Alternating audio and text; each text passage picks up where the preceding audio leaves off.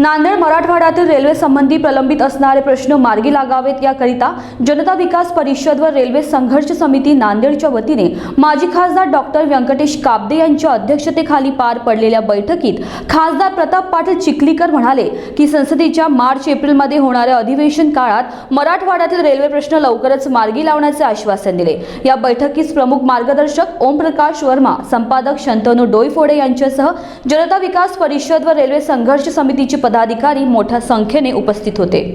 मराठवाड़ा जनता विकास परिषद ये गोविंद भाई श्राफ इन्होंने स्थापन की हुई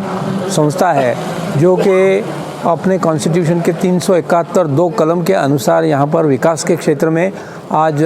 30-40 साल से काम करते आ रही है। आज जो बैठक हो रही है मराठवाड़ा के रेलवे के संबंधी उसमें चर्चा होने जा रही है और मराठवाड़ा की जो कोई मांगे हैं उसके बारे में यहाँ पर चर्चा हो गई। बड़ी दुर्दैव की बात है कि अभी एक गए 70 साल में भी मराठवाड़ा में जो रेलवे का विकास हुआ है वो बहुत ही निराशाजनक है। ऐसा कहना पड़ता है खेद से कि निज़ाम के काल में जो जिस मतलब गति से कुछ रेलवे बिछाई गई उससे भी हमारा अभी का जो वेग है या इसकी जो स्पीड है बहुत ही कम है और आवश्यकता नहीं है, ऐसी बात नहीं है कि मराठवाड़ा के सभी ज़िलों में अगर ये नेटवर्क रेलवे का हुआ तो निश्चित ही ये जो बैकवर्ड एरिया है तो आगे आ सकेगा। जो इम्बैलेंस है आज महाराष्ट्र में, जो विदर्भ, मराठवाड़ा और वेस्टर्न महाराष्ट्र में, उसको सही मानों में अगर उसको दूर करना है और मराठवाड़ा को अपने देश के स्तर पर उसको उनका जीवन स्तर अगर ऊंचा करना है तो रेलवे लाइन की ज़्यादा यहाँ पर आवश्यकता है जिससे कि हर चीज़ में सुविधा होगी। तो हमने जो मांगे अभी तक किया है, जो मेन लाइंस जो है उसमें से एक ही काम वो भी संघर्ष के बाद हुआ है, वो है मनमाड़ और जो मुदखेड़, इसका जो रुंदीकरण हो गया वो जो बड़े संघर्ष के बाद ही वो हुआ है, उससे काफ़ी सुविधा हो गई है। लेकिन उसका जो विद्युतीकरण है, इलेक्ट्रिफिकेशन करने में भी इतने साल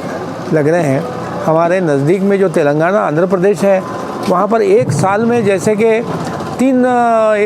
रेलवे लाइन का इलेक्ट्रिफिकेशन हुआ तो मराठवाड़ा में एक का भी नहीं है। तो अभी जो एक लाइफ लाइन जो बनाई जाती है मराठवाड़ा के लिए रेलवे की जो थी वो सोलापुर, उस्मानाबाद और औरंगाबाद से जाते हुई ये जळगांव तक ये प्रस्तावित की गई थी, जो कि मराठवाड़ा की बहुत बैकवर्ड रीजन है, बीड़ का है, उसके सेंटर में से ये लाइन जाती है लेकिन उसके बारे में कुछ भी नहीं किया जा रहा है। वैसे ही आप देखें कि जो एक नगर और बीड़ और परली लाइन है जो कि जिसको काफ़ी सपोर्ट था, अभी ये लाइन का ये प्रस्तावित होने के बाद में आज 20 साल से ज़्यादा मतलब टाइम हो गया है लेकिन अभी भी वो पूरी नहीं होती और जो कुछ निधि दिया जा रहा है हर बजट में बहुत ही कम है। थोड़ा जनता विकास परिषद की वजह से आज जो बैठक यहाँ आयोजित की गई है, प्राथमिकता वो रेलवे के जो प्रश्न है मराठवाड़ा के जो कई सालों से जस के तस ही है उसके बारे में विचार करना बहुत ज़रूरी हो गया है।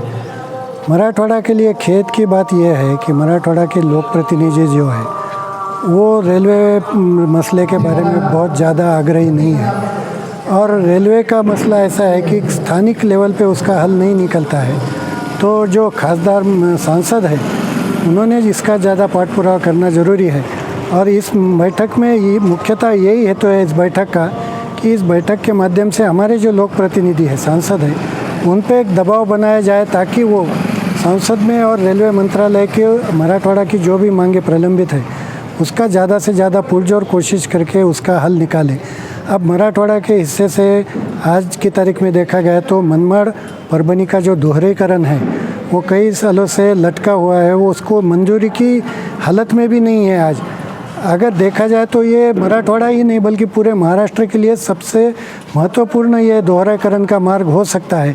मगर रेलवे का ध्यान इधर नहीं जा रहा है। तो हमारा एक कर्तव्य बनता है इस बैठक के माध्यम से कि लोक प्रतिनिधि पे इस बारे में दबाव लाना बहुत ज़रूरी है और यही काम इस बैठक के माध्यम से हम करने वाले हैं। रेलवे विषयक प्रश्न के ऊपर एक मीटिंग बुलवाई थी। नांदेड़ का सांसद होने के नाते मुझे भी यहाँ इस बैठक में उन्होंने बुलाया था। जो भी उन्होंने मेरे पास सुझाव दिए हैं और मैंने 1.5 साल में रेलवे के प्रश्न के बारे में जो कुछ काम किया वो भी मैंने बताया है